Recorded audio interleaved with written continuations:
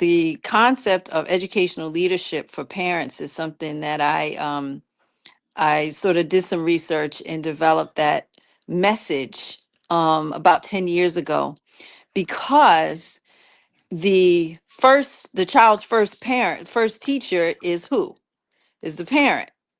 And so the responsibility, honestly, lies with the parent to identify the appropriate resources to cultivate the child that they've been blessed to nurture and develop into adulthood. Now, that means that organization and curation of resources need to be accessible to that parent. Here go, you start running into issues, right? Because some resources are more accessible to some parents than others.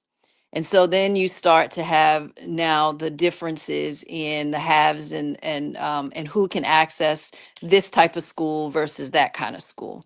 And so you have some that'll go to private school, some that'll go to public school, some that can fill out the forms and some who can't fill out the forms to apply to charter schools, for example. Or so all of those differences in societal impacts then impact the parent's ability to be able to do their job, right? And then all of a sudden it looks like, oh, the parent didn't do what they were supposed to do. When in actuality, these systems that are set in place aren't always accessible to every parent. And so I think, so one, it doesn't abdicate our responsibility as parents to do it.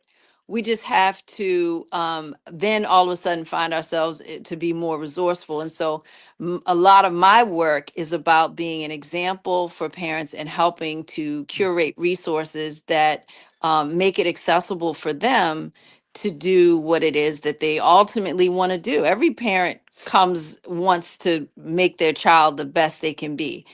And so we need to make sure that we make educational, social, and health resources more accessible to all parents.